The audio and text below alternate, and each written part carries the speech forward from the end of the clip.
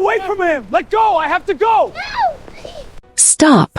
The word tore through the afternoon air like a knife through silk. It was small. It was sharp. And it came from the last place anyone standing outside the CN Tower in Gangnam expected. The trembling throat of a little girl who couldn't have been more than 7 years old. Jeon Minho had already reached for the door handle. His fingers were a breath away from the chrome when two small hands, warm, desperate, shaking, wrapped around his right hand with a grip that made grown men twice her size look weak in comparison. She wasn't asking. She wasn't requesting. She was holding on the way people hold on when they believe with everything inside them that letting go means losing something they cannot afford to lose. "Please," she screamed, and the sound of it, cracked, soaked in tears, terrified, cut straight through the low hum of idling engines and the practiced silence of 12 armed men. "Please, please don't get in the car. Please." Her name was Ruby. She wore a yellow sundress with tiny white flowers printed across the fabric, slightly wrinkled from running.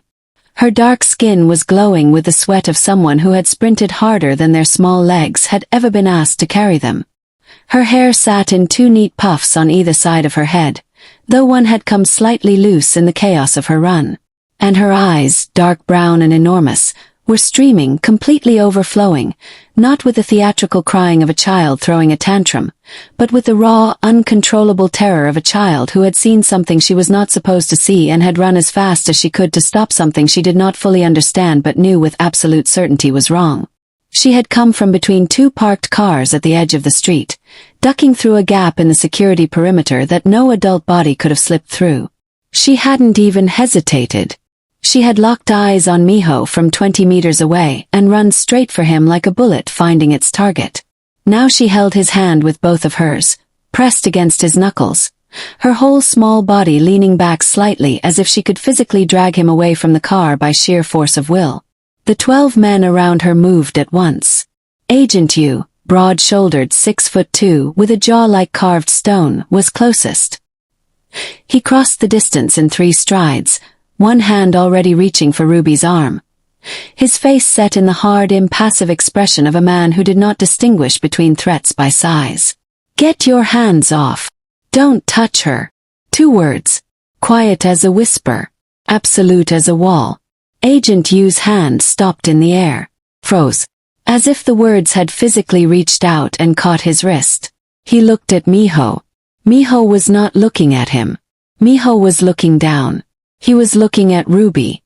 And his face, that famous, terrifying stillness that his enemies had described in hushed voices across 4 countries, the expression that had sat unmoved through boardroom betrayals, through gunfire, through the worst moments of his empire, that face had done something almost imperceptible. Something that only someone watching very, very closely would have caught. Had softened. Just at the edges. Just enough. He crouched down. Right there on the street. On the sun-baked pavement in front of his armored car, in his charcoal suit that cost more than most people's monthly salaries, surrounded by armed men who would lay down their lives for him without a second thought. Jeon Minho crouched down to the eye level of a 7-year-old girl in a yellow sundress and looked directly into her face. "What is your name?" he asked. His voice was even and hurried, as if the 12 guards and the running engines and the entire afternoon meant nothing at all. Ruby's lower lip trembled. She pulled in a shuddering breath through her nose. But she did not let go of his hand. Not even a fraction. "Ruby," she whispered. He repeated it. Slowly. "Ruby." Why shouldn't I get in the car, Ruby?" She looked up at him with those enormous, streaming eyes. And then, despite the tears, despite the shaking, despite being a 7-year-old girl standing in the middle of a ring of large, dangerous-looking men, she steadied herself. She pulled in one more breath and she said it clearly. Precisely. The way a child says something they have rehearsed in their head during every second of the sprint that brought them here. "Because I saw a man go under it," she said. "He was there when I was sitting on the bench. Over there." She freed one hand just long enough to point at a wooden bench 30 meters away near the edge of the building's outdoor seating area, half hidden behind a row of ornamental trees. He had a black bag. He crawled under the car from the back. He stayed under for a long time. Then he ran. He ran really fast toward the alley. He paused. He looked scared, she added. People only run like that when they've done something bad. The silence that followed those words was not an empty silence. It was packed full, dense with something electric and lethal that moved through Miho's security team like a current, invisible but felt by every single person standing on that street.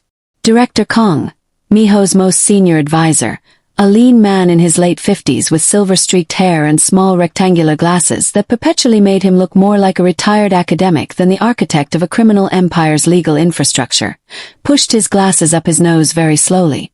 His eyes moved to Miho. Miho did not look at him. He was still looking at Ruby. One more second passed. Then he stood, smoothly, without urgency. He looked over his shoulder at Director Kong and spoke a single word with the quiet authority of someone who had never once in his adult life needed to raise his voice to be obeyed. Check it. The next 4 minutes were the most tightly controlled chaos that Street had ever seen without appearing to be chaos at all. Director Kong moved 2 steps away and spoke quietly into his radio. Agent Park, Miho's second personal bodyguard, shorter than you but faster, with quick dark eyes that missed nothing, peeled away from the formation and circled the Genesis G90 at a careful distance, dropping to one knee at the rear and angling a small tactical mirror under the chassis. He was still for 3 seconds. Then he stood up. And he looked at Miho with an expression that said everything before his mouth said anything. Boss! His voice was controlled. Barely. There's a device. Rear axle. Magnetic mount. It's sophisticated. Nobody moved loudly, but the entire perimeter shifted. Men who had been standing at measured, professional distances began quietly, efficiently establishing a wider radius. 2 of them positioned themselves at the ends of the street. Another spoke into an earpiece with his mouth barely moving. Director Kong had his phone to his ear. Miho stood completely still in the center of all of it. He looked at his car. At the sleek matte black surface of it, the tinted windows, the running engine. A car he had stepped into 1,000 times. A car his team had checked this morning. He knew they had because protocol demanded it, because he had built these protocols himself over years of surviving in a world designed to kill men like him.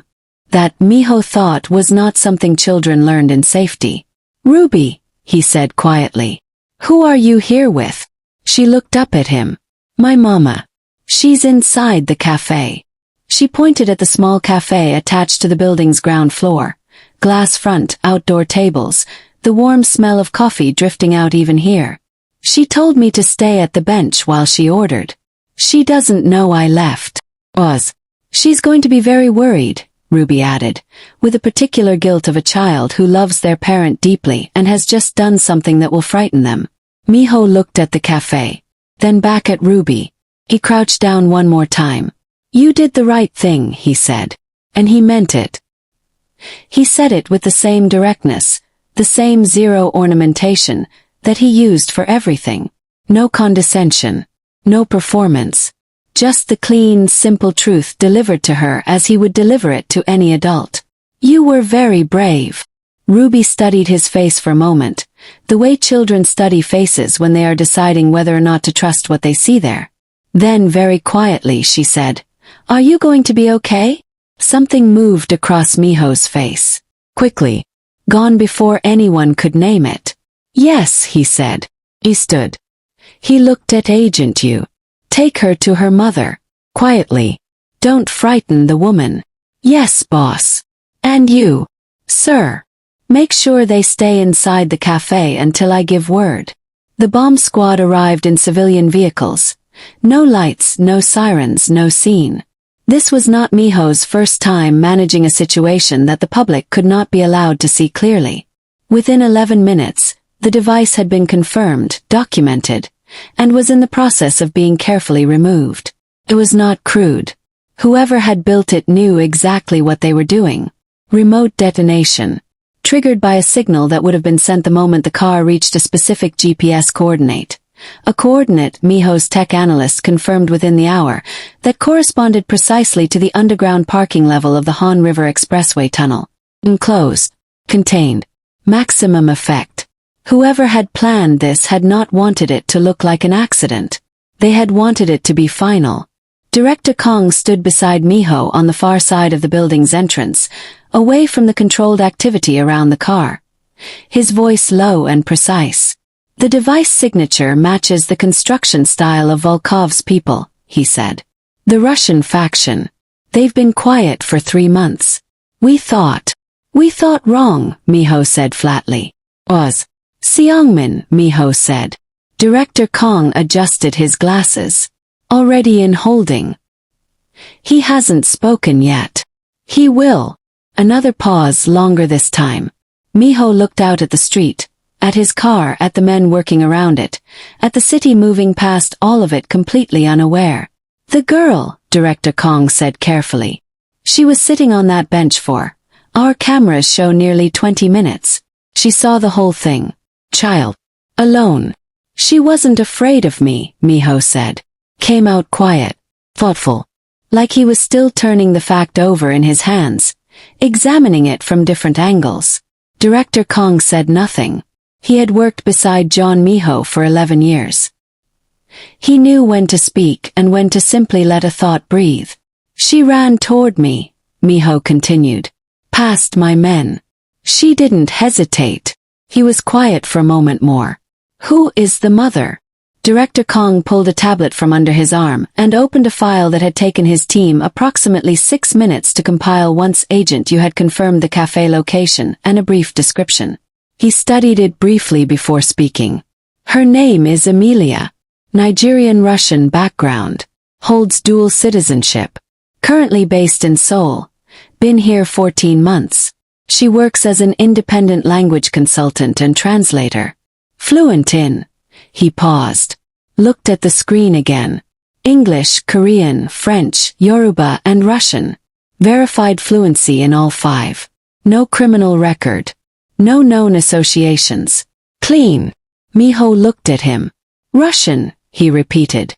"Native level," Director Kong confirmed. "Her mother was Russian.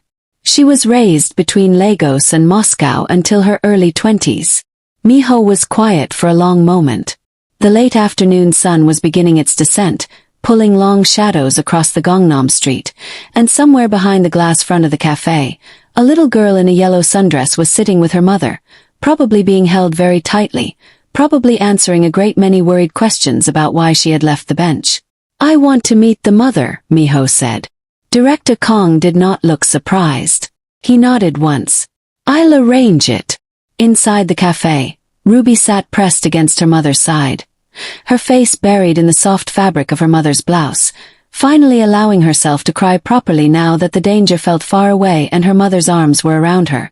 She didn't fully understand what she had stopped. She knew the man under the car had been doing something wrong.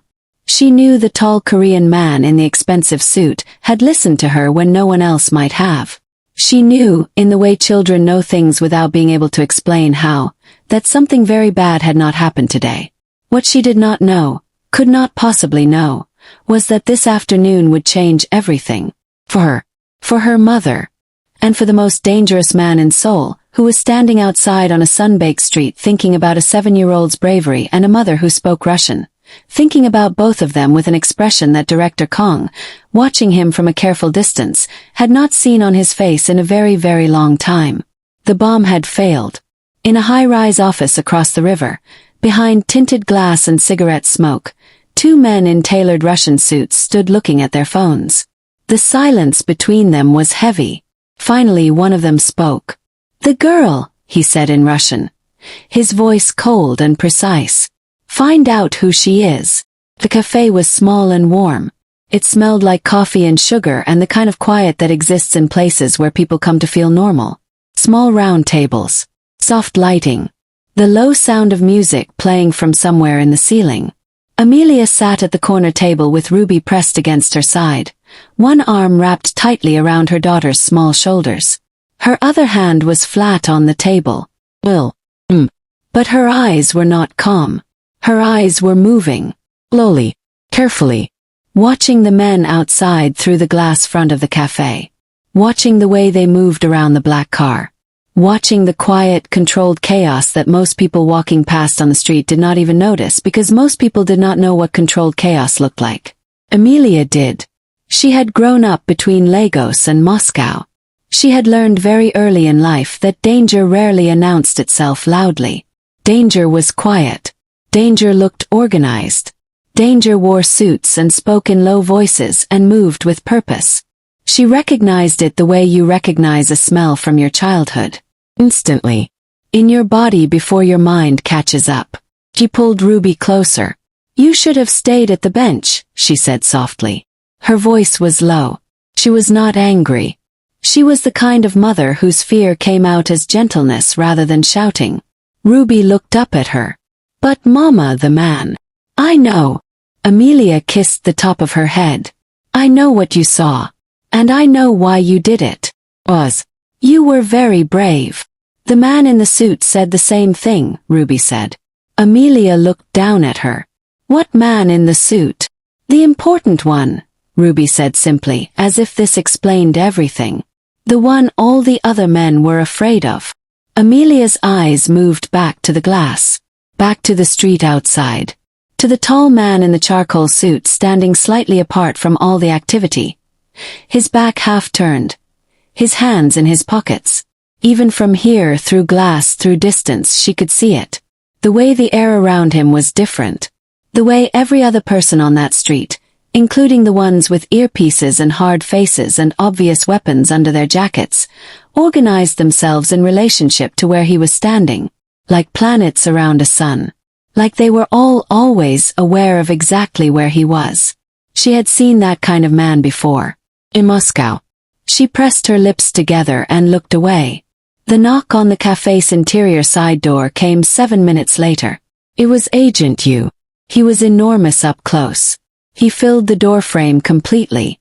But he knocked politely, which Amelia noticed, and when she looked at him he gave a short, respectful nod. "Ma'am," he said in Korean. "My employer would like to speak with you. If you're willing." Amelia looked at him for a long moment. Then she looked at Ruby. Ruby was watching Agent Yu with wide, curious eyes. Not afraid. Just studying him the way she studied everything. Seriously, quietly, taking notes in whatever part of her mind kept records. "Will my daughter be safe?" Amelia asked. Her Korean was clean and precise. Agent Yu blinked. Just slightly. Most foreigners in Seoul, especially those who looked like Amelia, did not speak Korean that cleanly without warning. He recovered quickly. "Yes, ma'am. There is a staff room in the back. One of our female agents will stay with her. She will be in your sight line the entire time." Amelia considered this. Then she stood up, smoothed her blouse, and looked down at Ruby. "Stay with the lady they bring," she said quietly. "Don't go anywhere. Don't talk to anyone else." Ruby nodded seriously. "And Ruby." Amelia crouched down to her level and held her face gently in both hands. "You did a good thing today. I am so proud of you." Ruby's face broke into a small, tired smile.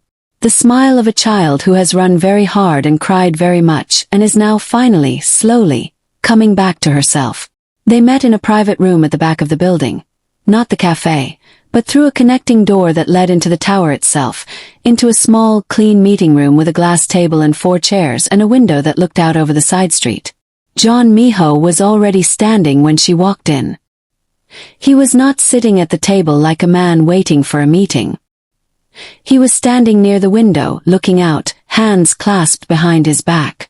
He turned when the door opened, and hurried, like he had all the time in the world and had decided to give some of it to her. Amelia walked in and stopped 2 steps inside the door. She was not what he had been expecting. He was not sure exactly what he had been expecting, but it was not this. She was tall for a woman. Slender but not fragile, the kind of build that suggested someone who moved through the world with intention. Her skin was a deep, smooth brown that caught the room's light beautifully. She wore a simple cream blouse tucked into dark trousers, small gold earrings, flat shoes. No performance in how she was dressed. No attempt to be anything other than exactly what she was. And her face. She was looking at him with an expression that was completely, genuinely calm. Not the forced calm of someone pretending not to be afraid. Not the stiff calm of someone performing confidence. Real calm. The kind that lives in a person because they have been in difficult rooms before and have learned that panic helps nothing. She met his eyes directly. Did not look away. He said nothing for a moment. Just looked at her. Then he spoke. Not in Korean. "Vy ne boyites," he said. In Russian. Smooth and precise. "You're not afraid." He watched her face to see what happened to it. What happened was nothing. Nothing changed. She did not blink in surprise. She did not hesitate. She simply tilted her head by a fraction, the way someone does when they are deciding how to respond to something slightly interesting, and then she answered him. "Boyetsaya ito rozkosh, kotori yadavno mogu sebe pozvolit," she said. Her Russian was clean and natural and completely effortless. "Fear is a luxury I stopped being able to afford a long time ago." Minho was still for 1 second. Then, quiet, brief, almost invisible, the corner of his mouth moved. Not quite a smile. The suggestion of one. The ghost of one. He moved to the table and pulled out a chair across from where she was standing. Simple gesture. He sat. He sat across from her. For a moment neither of them spoke. "Your daughter saved my life today," he said. Back in Korean now. His Korean carried the same quality as his Russian. Unhurried, deliberate, every word placed with care. "I know," Amelia said. "She told me what she saw. She was not afraid of my men." "Ruby is not afraid of much," Amelia said.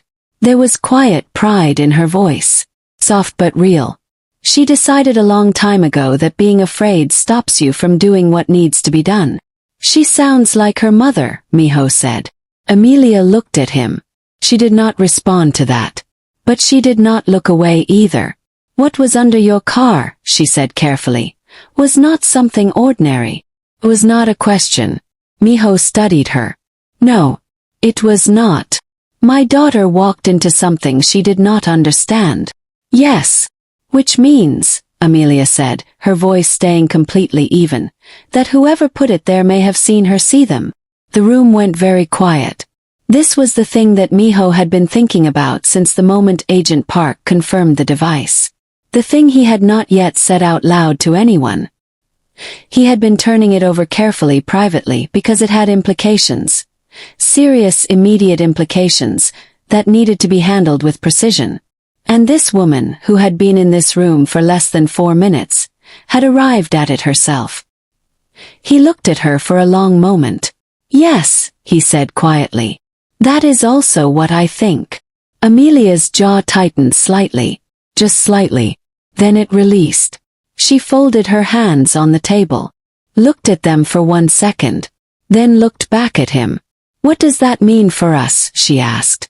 "It means," Minho said, "that I cannot simply thank you and let you walk away." He paused. "Not yet. Not until I understand how much the people responsible for today know about what your daughter saw. And about her." The room was quiet again. Outside the window the city moved. Cars. People. Life that knew nothing about any of this. Amelia was thinking. Minho could see it. Could see the careful, methodical movement of her mind working behind her calm eyes. She was not panicking. She was calculating. Processing the new information and its weight and what it meant for the small girl sitting in the room down the hall. "How long?" she asked. "I don't know yet," he said. "Days. Maybe less." She nodded slowly. One nod. "Precise. I will need to cancel my appointments for tomorrow," she said. He almost smiled again. "Almost. I can have someone make those calls for you," he said. "I'll make my own calls." "Of course." It was when he stood. When he moved around the corner of the table to show her something on the small screen Director Kong had set up against the wall, a map of the building's street-level camera angles, showing her exactly what his team had seen and where the man with the bag had come from, that it happened. He was pointing at the screen, explaining quietly. She was standing beside him, close enough to see clearly, close enough that he was aware of the warmth of her, the clean, simple scent of whatever she used in her hair. The image on the screen shifted to the camera angle that showed the bench where Ruby had been sitting. Showed clearly the moment the man in dark clothing had slid himself under the rear of the G90. Showed 40 seconds later, Ruby standing up from the bench. Her small face turned toward the car. Turned toward Miho's exit point. And then running. Amelia made no sound. But he felt the change in her. Felt her breath shift. Felt the way her body reacted to seeing her daughter. Her 7-year-old daughter. Running directly toward a situation she had not understood, had not been equipped for, had gone toward anyway. He did not think about it. He simply reached out. And placed his hand over hers. It lasted 3 seconds. Maybe 4. His hand over hers. Warm and still. Not gripping. Not forcing anything. Just present. A quiet anchor in a moment that had suddenly, for her, become very large. She is safe, he said. His voice was lower than it had been. Quieter. She is down the hall. She is safe. Amelia turned her face toward him. They were close. Close enough that he could see the exact moment the composure she had been carrying so carefully since she walked through the door showed its first crack, just at the edges of her eyes. Just barely. Just enough. She looked at his hand over hers. He looked at it too. And then, slowly, the way you do something you know you should stop doing but cannot quite make yourself stop. Neither of them moved.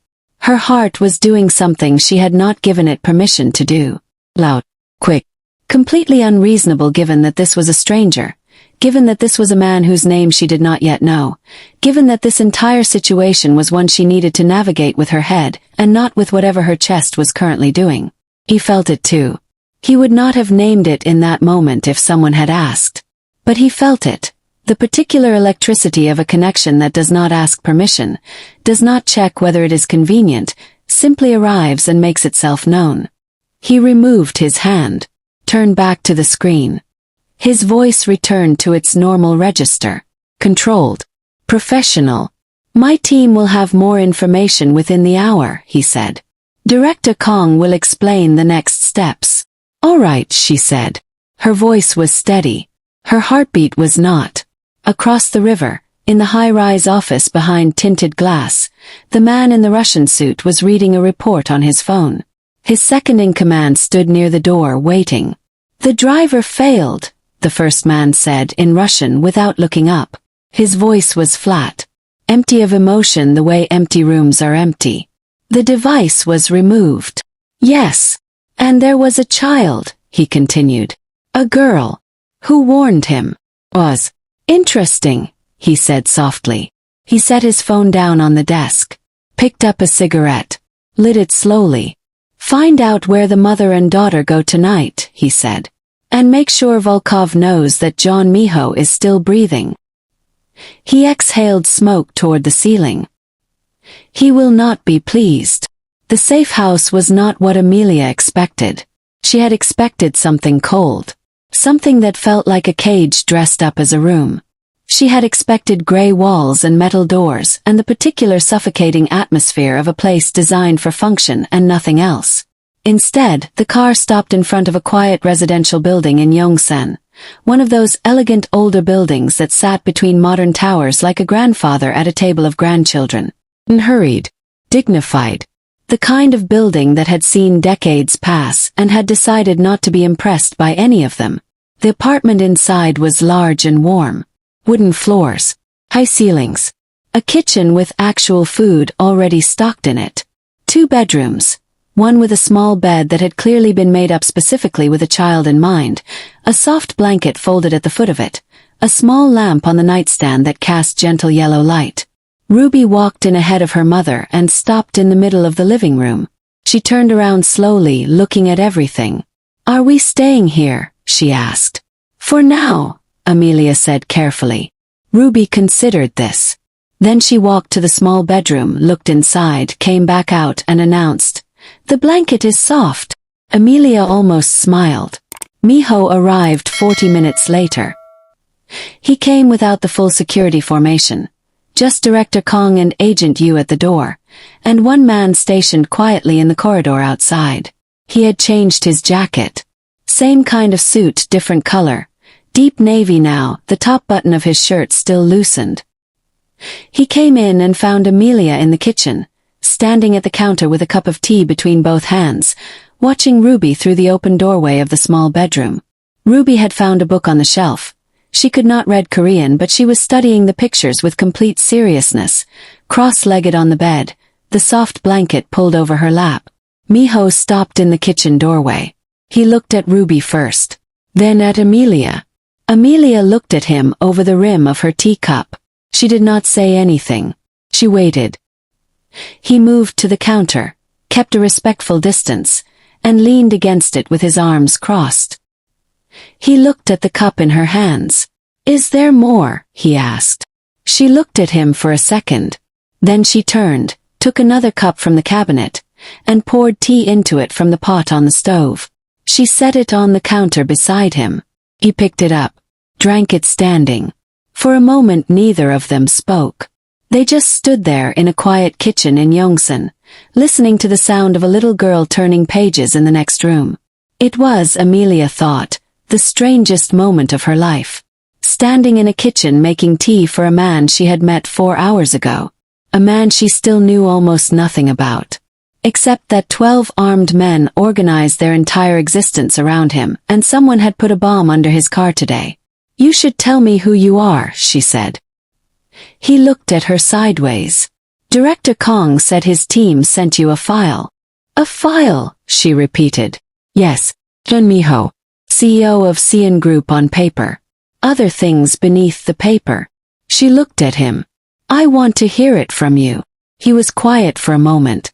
He looked into his cup. Then, slowly, in the way that people speak when they are deciding in real time how much truth to give, he started talking. "I was 23 when I first went to Moscow," he said. Amelia's hands tightened slightly around her cup. She said nothing. She listened. "I was not important then," he continued. "I had money. Not a lot. Enough to move. I had a contact through a business associate in Seoul who was doing import work along the Russian border. I went to learn. To build connections. Moscow was not kind to outsiders in those days. It is not kind to outsiders in any days," Amelia said quietly. He glanced at her. "You know it well. I grew up there. Partly." She looked into her tea. "My mother was Russian. My father was Nigerian. Moscow was complicated. For someone who looked like me." He nodded once, slowly, like he understood something about complicated places and what they do to people. "I spent 3 years there," he said. "Building. Learning the networks. Learning who was real and who was performance. The Russian underworld is old. Has its own rules. Its own codes." He paused. "I respected the codes. So they respected me. Eventually." "Eventually," she echoed. "There were problems first." His voice stayed even. "There are always problems first. Men who see a young Korean and think they can take what he is building. Men who need to be shown that they cannot." He said it simply.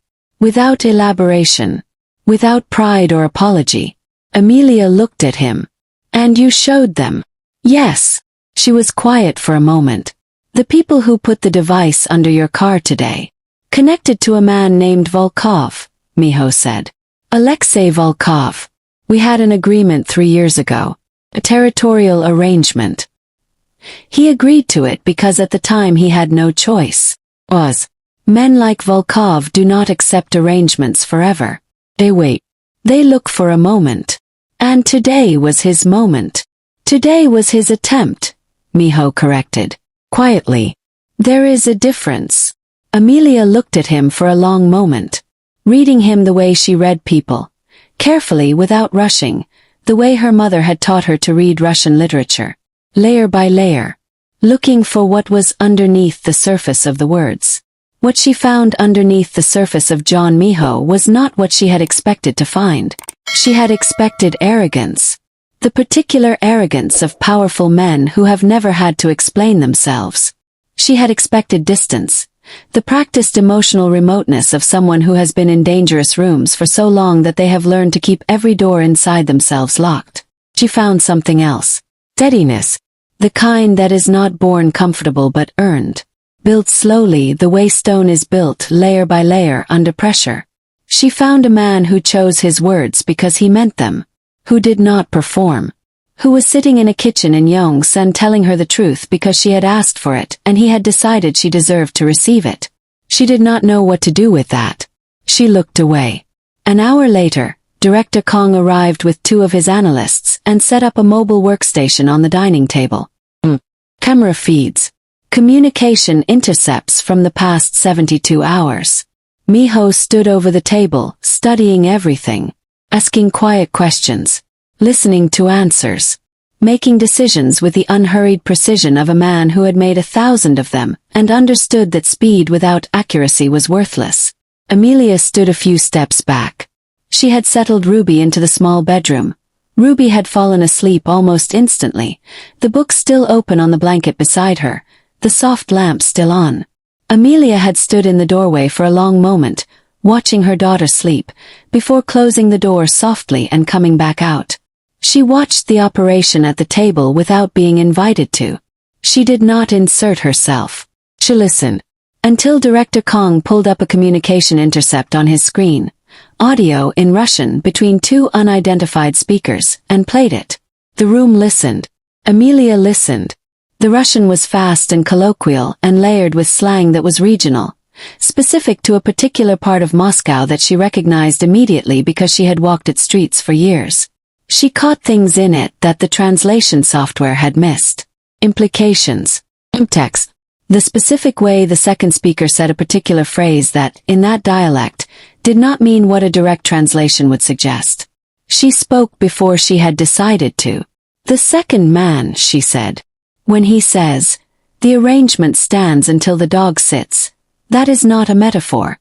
In that dialect, that specific phrase means the operation continues until the primary target is confirmed dead. Not until it is finished. Until it is confirmed. The room went quiet. Everyone looked at her. Minho turned around slowly. Director Kong looked at his translation on the screen. Then at Amelia. Then at Minho. The software translated it as, the plan holds until the situation resolves, Director Kong said carefully. The software is wrong, Amelia said simply. I grew up 2 streets from where that accent is from. Minho looked at her for a long time. Which means, he said slowly, they will not stop until they receive confirmation. Yes, she said. Which means whoever was watching today will report back.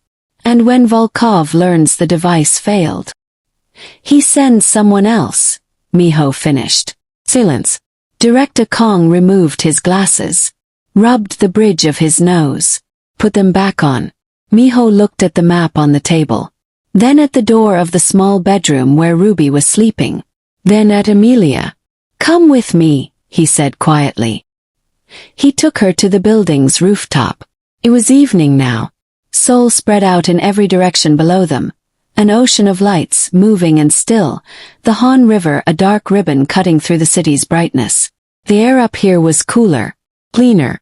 The sounds of the city arrived softened by height. Minho stood at the low railing and looked out. Amelia stood beside him. Not too close. Enough distance to be proper.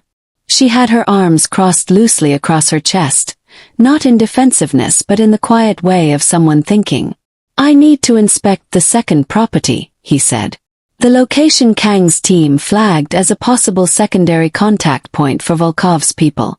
I'm going tonight. Tonight. If they moved quickly after the failure this afternoon, there may already be communication happening there. If we wait until morning. The trail is cold, she said. Yes. She looked out over the city. Why are you telling me this? He turned his head to look at her profile. Because you are here. Because you understood that intercept better in 30 seconds than my analysts did in 30 minutes. Because, he stopped. Pause that was unusual for him. Brief but real.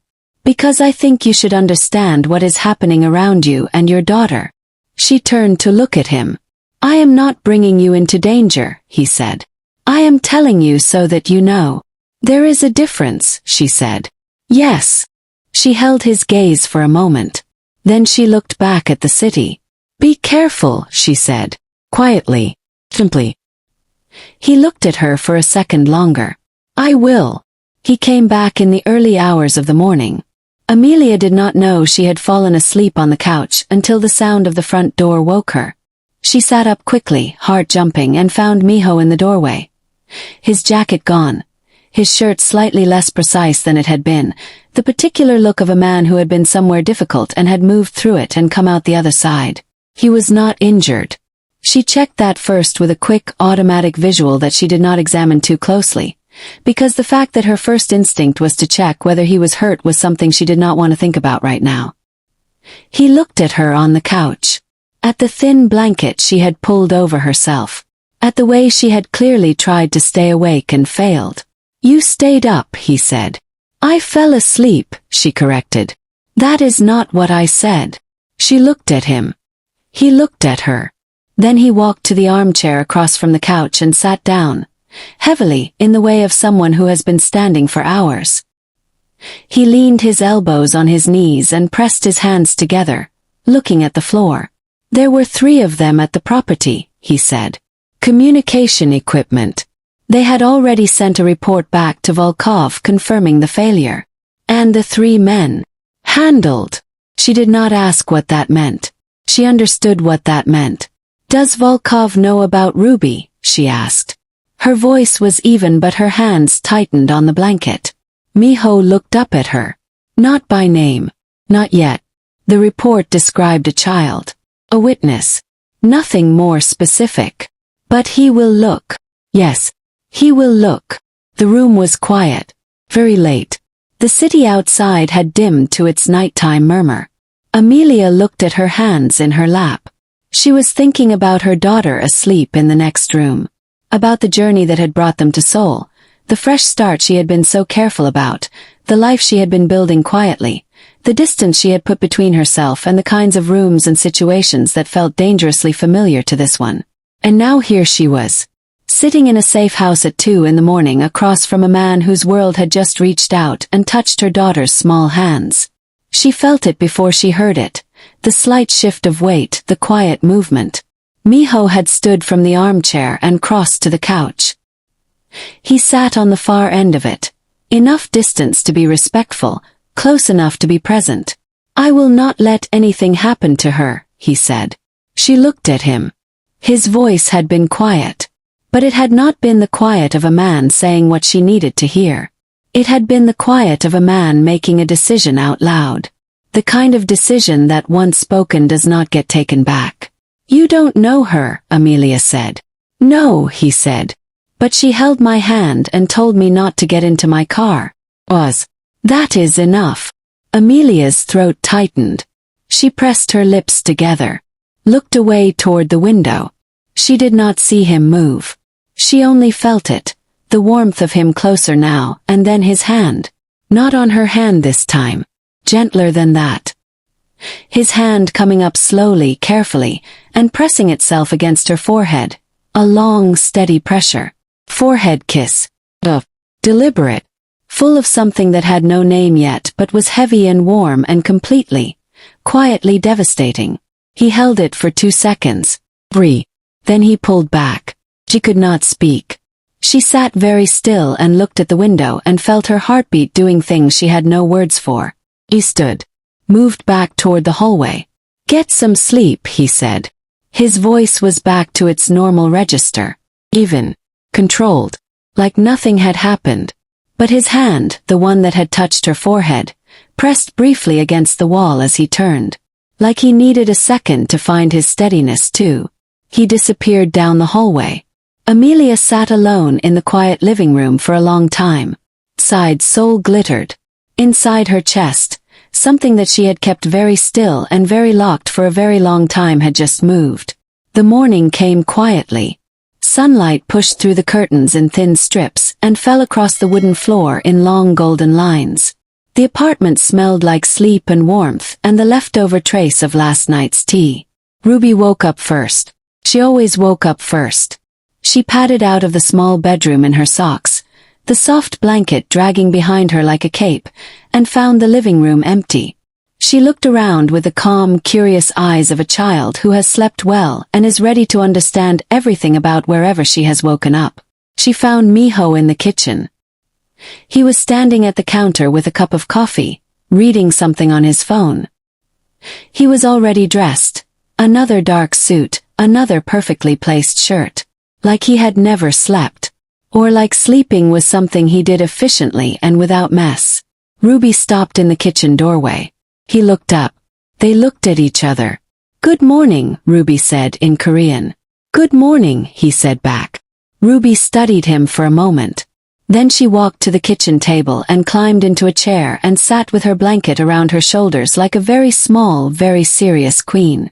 "Do you have cereal?" she asked. He looked at her. Then he opened the cabinet above the counter. Inside were several boxes. Director Kang's people had stocked it well. He turned one of the boxes so she could see the front. Ruby examined it from across the room. "That one," she said, pointing. He poured her cereal. Found milk in the refrigerator. Set it in front of her with a spoon. All without a word. Ruby looked at the bowl. Then she looked up at him. "Thank you," she said. "You're welcome," he said. She ate her cereal. He drank his coffee. The morning sat quietly around them. After a while Ruby said, without looking up from her bowl, "You came back last night." He looked at her. "My mama looked worried," she continued, before she fell asleep. "She gets a small line here." She touched the space between her own eyebrows with one finger. "When she is worried. She had the line." Minho said nothing. "But this morning the line is gone," Ruby said. She looked up at him. "So I think you being back made it go away." She went back to her cereal. Minho looked at the 7-year-old child eating cereal at his kitchen table with a blanket around her shoulders and said nothing for a long moment. Then very quietly, so quietly that if Ruby had not been paying attention she would have missed it, he said, "Finish your breakfast." Ruby smiled into her bowl. Amelia woke up an hour later. She came into the kitchen and stopped when she saw the empty cereal bowl on the table and Ruby sitting cross-legged on the living room floor talking to Minho, who was sitting in the armchair across from her, elbows on his knees, listening to Ruby explain something with great seriousness and many hand gestures. Amelia stood in the doorway and watched.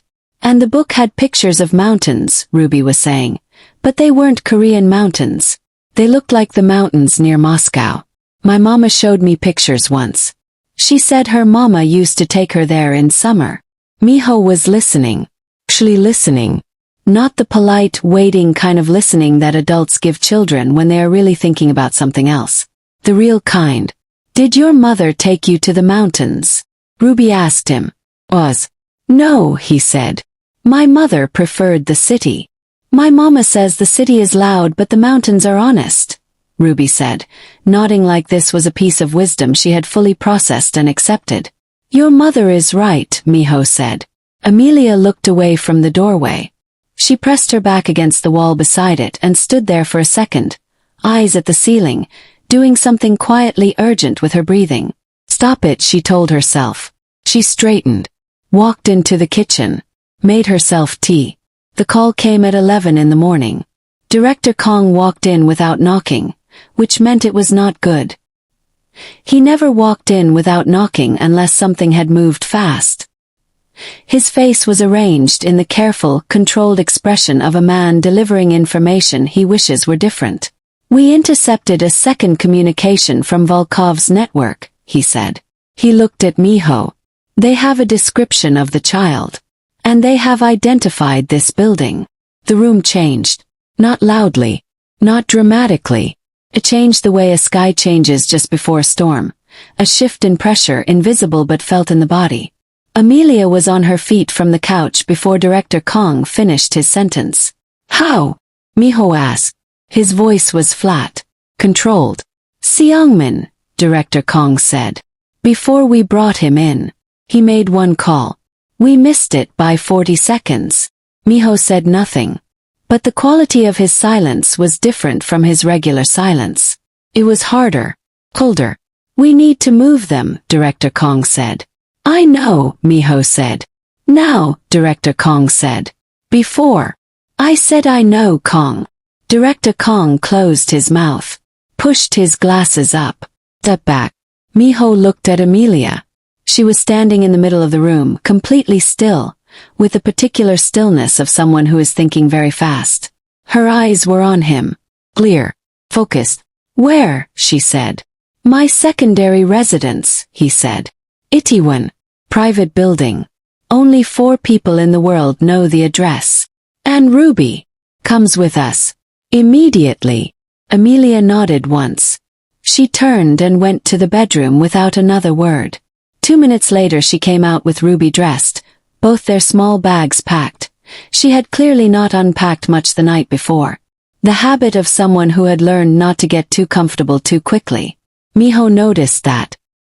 He noticed everything about her he was finding, which was a problem he had not yet decided what to do with. The new residence was on the top floor of a private building tucked into a quiet Itaewon street, the kind of street that looked ordinary from outside but had 3 layers of security that were completely invisible unless you knew exactly where to look. It was larger than the Yongsan apartment. More of Miho's world visible here. Clean, minimal, expensive in the way of things that do not need to announce themselves. Books on the shelves. Real ones. An entire wall of them. Ruby walked in and went directly to the bookshelf. These are in Korean and English and, she pulled one out, looked at the spine. Russian.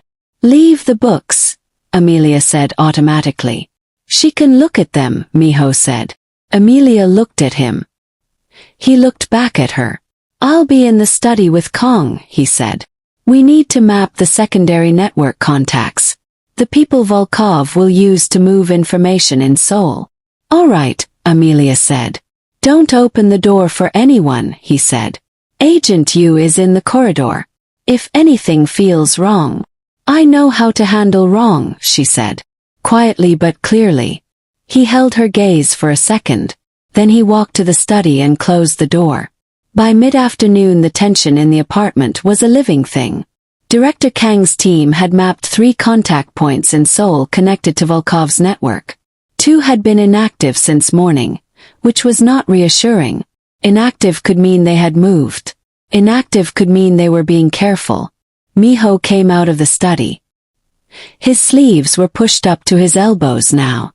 The composed, immaculate surface of him had shifted into something more direct, the working version of him, still controlled, more focused. He found Amelia standing at the large window of the living room, looking down at the street below. Her arms were crossed. Ruby was asleep on the couch behind her. She had fallen into a midday sleep with 2 Russian books open on the cushion beside her. Minho stood beside Amelia at the window, looked down at the street. There is a man on the corner, Amelia said quietly. Blue jacket. He has been standing there for 22 minutes. He has not looked at his phone once. Minho looked. I see him, he said. People who stand still on a street corner for 22 minutes without looking at their phone are either waiting for someone or watching someone, she said. Yes. He is watching this building. Yes. She turned from the window, walked to the center of the room. Up. And then she turned around and looked at Minho with an expression that was still controlled but had something underneath it now. Something that had been building since last night, since the forehead kiss, since this morning, since Director Kong had walked in with bad news. I want to take my daughter and leave Seoul, she said. Minho turned from the window. Amelia. I want to go to my sister in London, she said. Her voice was steady but there was an edge underneath it now. A real edge. I want to get Ruby out of this city. Away from this situation. Away from, she stopped. Away from me, he said. She looked at him directly. I did not say that. You meant it. What I mean, she said, her voice rising just slightly, is that my daughter is 7 years old. She saw something she was not supposed to see. She ran to help a stranger because that is who Ruby is, that is her heart. And now there is a man on your street corner who is watching this building because of her. Because of what she did. Her voice cracked at the edge of the last word.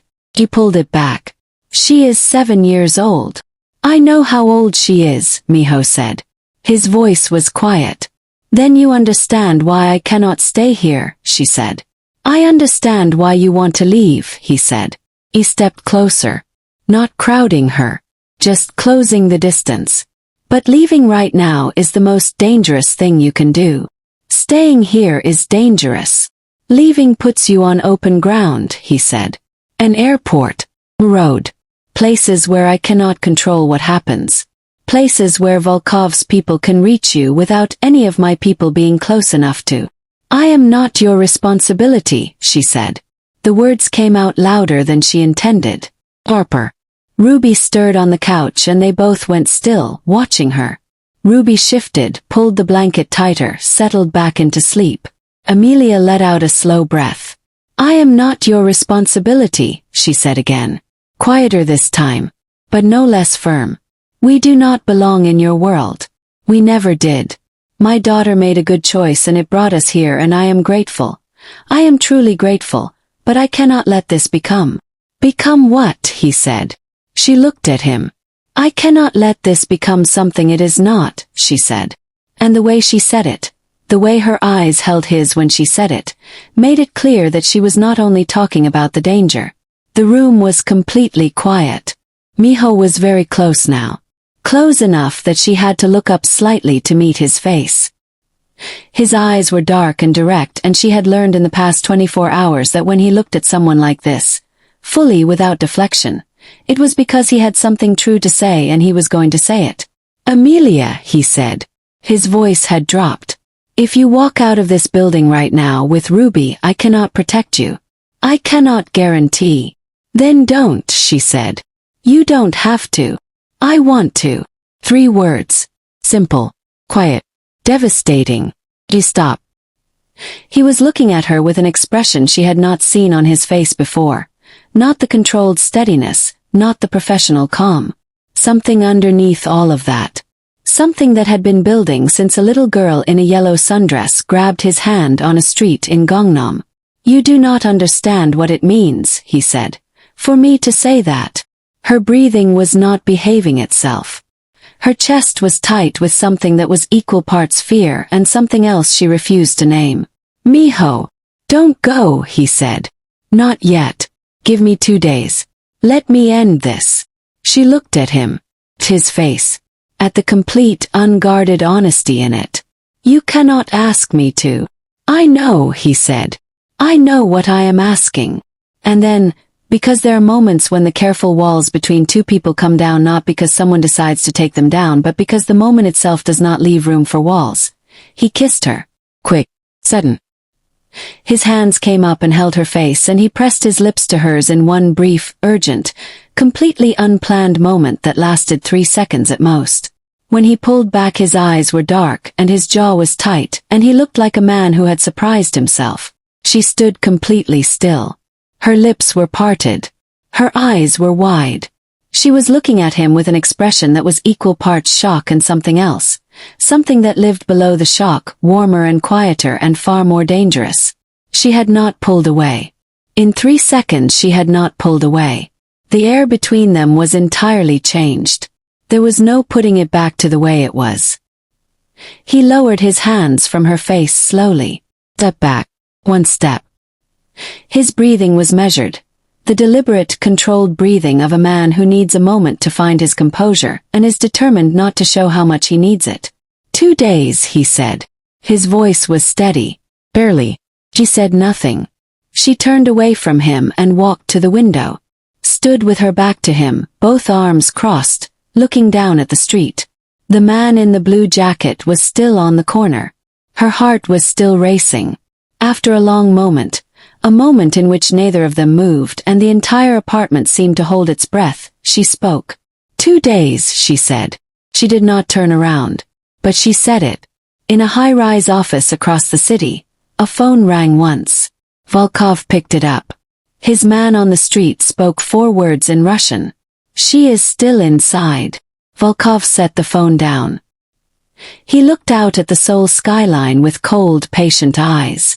Good, he said softly. No one. To the city. Then so is he. He picked up a different phone. Prepare the second team, he said. We move tomorrow night.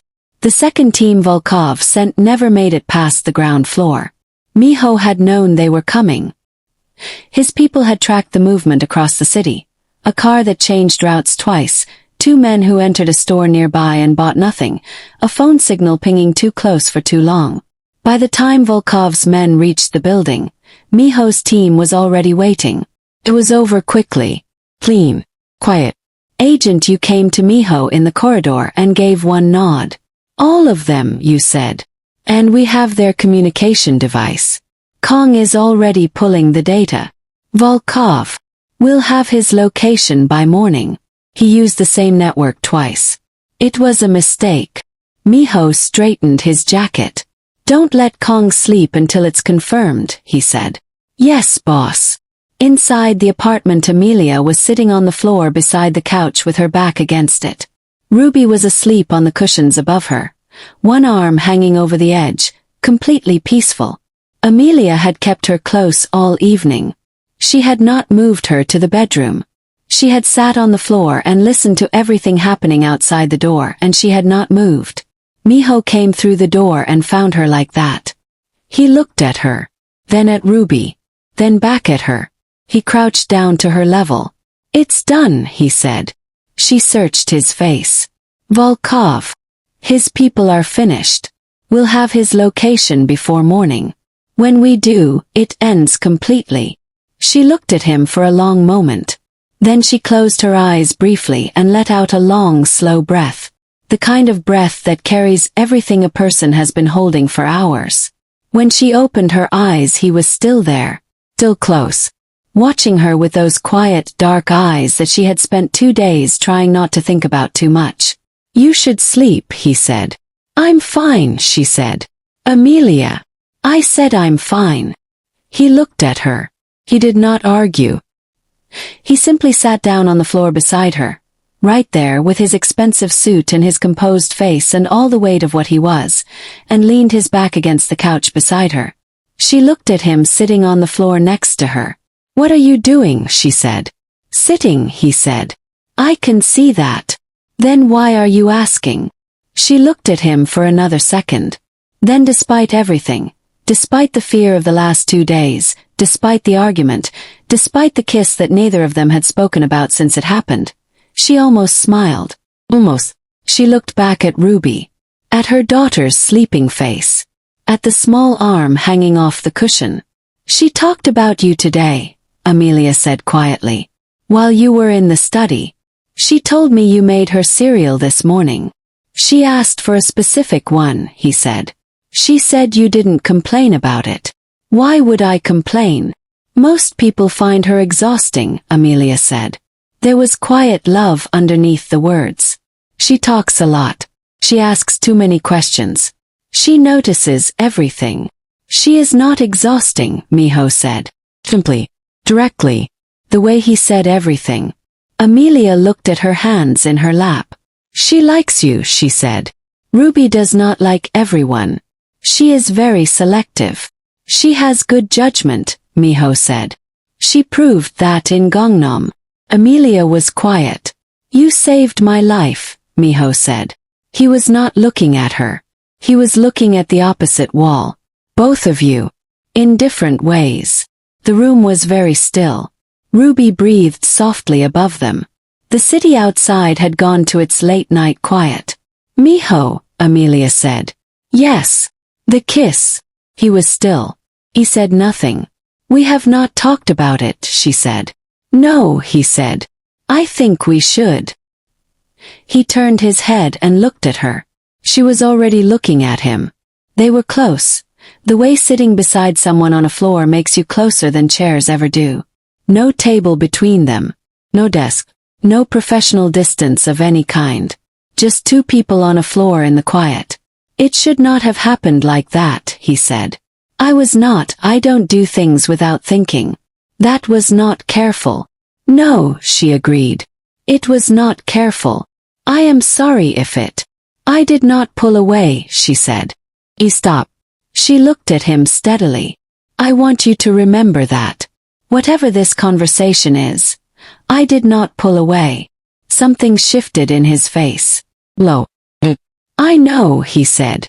I have worked very hard, she said, To build a quiet life. For Ruby. Just the two of us. If simple. I left complicated behind a long time ago. I know that too, he said. You are not simple, she said. Your world is not simple. No, he said. It is not. So you understand, she said, why I am careful. Yes, he said. And you understand why He stopped. He looked at her, and for the first time she saw him searching for words. This man who always had the right words, who placed them precisely, who never fumbled, searching. You understand that I have not. He stopped again. Said that to someone before, she finished quietly. He looked at her. Said any of it, he said. Done any of it. The cereal. The floor. He stopped. The forehead, she said softly. Yes, he said. That. The quiet between them was not empty. It was full of everything they had both just said and everything underneath what they had said. Amelia looked at Ruby one more time. At her sleeping daughter. At the small peaceful face that had started all of this by doing exactly what her heart told her to do without stopping to be afraid. She turned back to Minho. And this time she did not wait for him. She leaned forward slowly, giving him every chance to see it coming, giving them both time to make a choice, and she kissed him. Low. Nothing like the desperate urgency of the first one. This was different. This was chosen. Deliberate. Both of them fully present, fully aware, fully understanding what it meant and choosing it anyway. He did not move for one breath. Then his hand came up and rested against her cheek. Warm, careful, like she was something worth being careful with, and he kissed her back. It was slow. It was quiet. It carried the weight of 2 days of tension and honesty and fear, and something that had been growing from the moment she answered his Russian with her own. When they pulled apart they stayed close. Foreheads almost touching. Both of them breathing. She could feel his hand still warm against her cheek. I am still not simple, he said softly. My world is still not simple. I know, she said, just as softly. But I will make it safe, he said. For her. For you. She looked at his face up close. At the absolute honesty in it. I believe you, she said. And she meant it. Not because she was not afraid. Not because everything made sense. But because in 2 days this man had crouched down to her daughter's level on a public street. Had sat on a floor in a good suit. Had made cereal without complaint, had said I want to without being asked. And because when he held her face it had been careful. That was enough. Now. That was enough. By morning Director Kong had Volkov's location confirmed. By afternoon it was handled. No details were given to Amelia and she did not ask for them. She had grown up between Lagos and Moscow.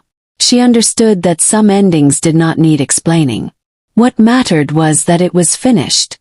What mattered was that Ruby spent that afternoon reading a Russian book from Minho's shelf out loud to herself in the living room, pronouncing each word very seriously and looking very pleased with herself, while Minho sat across from her pretending to read something on his phone but actually listening. Amelia watched from the kitchen doorway with her tea. She watched this man, this complicated, dangerous, utterly unexpected man, listening to her daughter read in Russian. She pressed her lips together to keep the smile from taking over her entire face. She failed. 3 days later Amelia went home. Her own apartment. Her own kitchen. Her own small life that she had built carefully and quietly in Seoul over 14 months. Minho's people swept it first. Checked everything. Confirmed it was clean and safe. Then they left. All except one, stationed quietly in the building lobby downstairs. Amelia had agreed to that much. Just that much. The apartment felt different after everything. Same furniture. Same curtains. Same small drawing Ruby had taped to the refrigerator 3 months ago. A picture of the two of them holding hands under a yellow sun. But Amelia moved through it differently now. Slower. More aware. Ruby dropped her bag by the door and went straight to her room.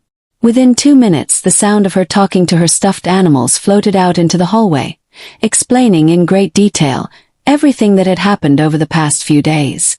Amelia stood in the kitchen and listened to her daughter's voice and felt the tightness in her chest slowly begin to loosen. They were home. They were safe. Minho came that evening. He knocked.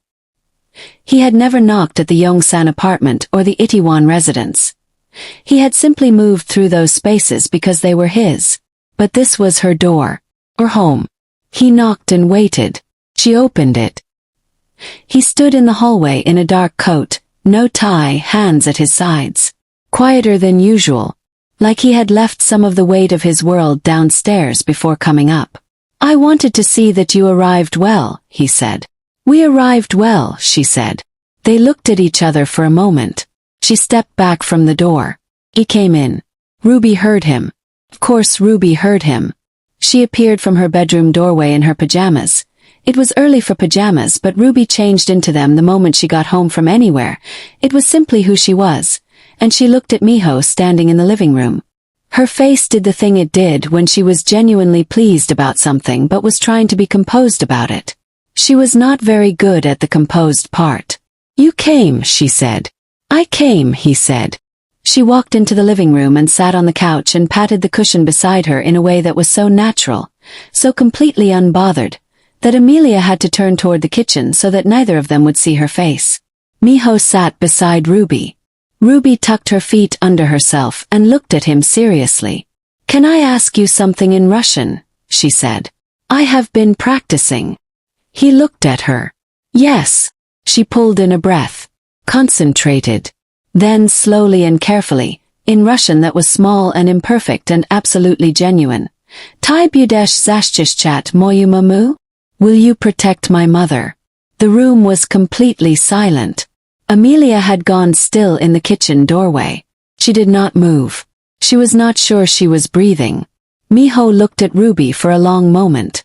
At this 7-year-old in her pajamas who had started all of this by grabbing his hand on a street in Gangnam.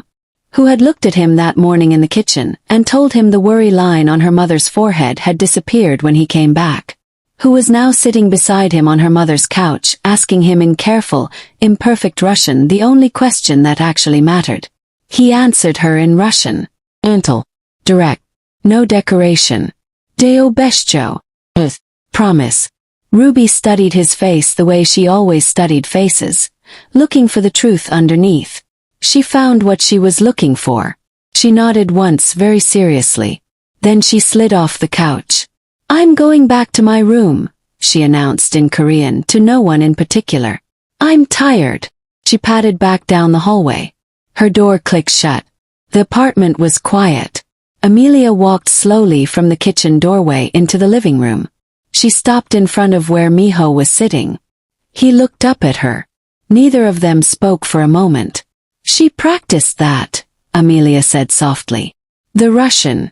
She asked me this afternoon how to say it. She made me write it down for her. She wanted to ask me herself," Minho said. "Yes," Amelia said. "She did." He stood up. They were close again. The way they kept ending up close. Not by force, not by accident, but by the quiet pull of two people who had been through something real together and could not pretend otherwise. He reached out and took her hand. Not urgently. Not like the first time in the meeting room when it had been instinct and surprise. This time slowly. His fingers wrapping around hers deliberately. Like a choice being made in full daylight with both eyes open. He looked at her hand in his for a moment. Then he lifted it. And pressed his lips to the back of it. Warm. He held it there. His lips against her hand, and she felt it move through her entire chest like something unlocking. He raised his head and looked at her. "I have been in dangerous rooms my whole life," he said. His voice was low. "I have never been afraid of any of them." She waited. "You are the first thing in a long time," he said. "That has made me want something outside of those rooms." Her throat was tight. "Minho. I am not asking you for anything tonight," he said. "I am not asking you to enter my world. I am not asking you to decide anything." She looked at him. "I am just telling you," he said, "so that you know." The room was so quiet she could hear Ruby moving around softly in her bedroom down the hall. the small ordinary sounds of her daughter. Home. She looked at this man holding her hand in her living room. This complicated, careful, unexpected man who had sat on a floor in a good suit and made cereal without being asked and promised her daughter in Russian without hesitating. She leaned forward and kissed him. Low. Like the one the night before. Chosen, deliberate. But deeper this time. Warmer. His free hand came up to her waist and held her gently. Not pulling, just holding. Like she was something he wanted to keep close without forcing anything. She felt him exhale against her lips. The smallest release of breath. Like a man who had been holding something carefully for days and had finally been allowed to set it down. They pulled apart slowly. Her forehead rested against his. Both of them still. Breathing the same quiet air. I have a daughter, she whispered. She comes first. Always. I know, he said. She should. My life is simple, she said. I need it to stay simple. I will not bring my world to your door, he said. That is also a promise. She pulled back just enough to look at his face. At the steadiness in it. The same steadiness that had been there from the first moment she walked into that meeting room and he had tested her in Russian and she had answered him without blinking. One day at a time, she said. One day at a time, he agreed. She did not move away from him. He did not move away from her. Down the hall, Ruby's light clicked off. Her room went quiet. She had gone to sleep, trusting without needing to check that the adults in the living room had figured things out. She was right. He left an hour later. At the door he stopped and looked at her one more time. Long and quiet, the way he looked at things he was memorizing. Good night, Amelia, he said. Good night, she said. He walked to the elevator. She stood in the doorway and watched him go. Just before the elevator doors closed he looked back at her. She was still standing there. He said nothing. But the corner of his mouth moved. That quiet, rare, almost smile that she had learned in just a few days was one of the most guarded things about him. The doors closed. She stood in her doorway for a moment longer. Then she went inside, locked the door, leaned her back against it in the dark hallway of her quiet apartment, and pressed one hand flat against her chest. Her heart was loud, warm, entirely unreasonable. She smiled at the ceiling. Down in the lobby, Minho walked past the agent stationed at the door. The agent straightened. Sir. Minho stopped. Change the rotation every 4 hours, he said. Not 6. 4. Yes, boss. And make sure there is always someone on the school route, he said. The girl leaves at 8:15. Understood. Minho walked out into the night. The Seoul air was cool. The street was quiet. Above him, somewhere on the 3rd floor, a small light was still on in a window. He stood on the pavement and looked up at it for a moment. Then he walked to his car. He did not smile. But he came very, very close. Some things do not begin with grand declarations. Some things begin with a little girl in a yellow sundress grabbing a dangerous man's hand on a sunny afternoon and refusing to let go. And sometimes, that is exactly enough. Then,